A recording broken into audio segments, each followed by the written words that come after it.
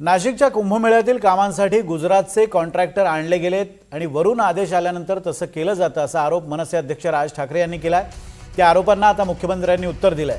देशात किंवा राज्यात कंत्राट देताना कुणाचीही जात किंवा भाषा धर्म पाहिला जात नाही।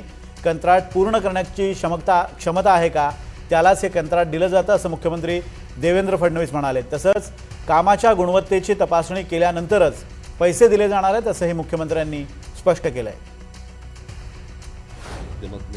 ज्या गोष्टी आमच्या कानावरती येतात, संपूर्ण शहरामध्ये खड्डे पडलेले आहेत, काही गाड्या ट्रक बिग सगळे खड्ड्यामध्ये गेलेले आहेत, माणसं गेली आहेत त्याच्यामध्ये खास करून।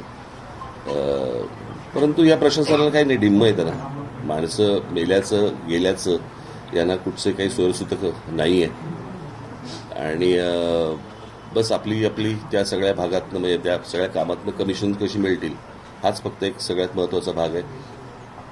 या कुंभमेळ्यासाठी मला कळले त्याप्रमाणे सगळे काही अनेक कॉन्ट्रॅक्टर्स हे गुजरातमधले आहेत, म्हणजे महाराष्ट्रामध्ये कॉन्ट्रॅक्टर जन्मालाच नाही आले असा भाग आहे।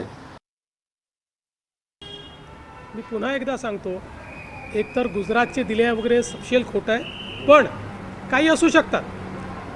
आपल्याकडे देशामध्ये आणि कुठल्याही राज्यामध्ये कंत्राटं देताना त्या व्यक्तीची जात पाहता येत नाही, त्याची भाषा पाहता येत नाही, त्याचा धर्म पाहता येत नाही, त्याची बिड कॅपॅसिटी किती आहे, त्याचं क्वालिफिकेशन काय आहे, कंपनी बघायची असते, कंपनीच्या मागे कोण आहे हे बघितलं जात नाही। मला वाटतं राज ठाकरे साहेबांचा काहीतरी गैरसमज झालेला आहे। त्याला मी सगळी कामाची यादी देतो। आता जवळपास शहरामध्येच 1,500 कोटीचे कामं सुरू आहेत, त्यातले ठेकेदार त्यांनी सांगावेत।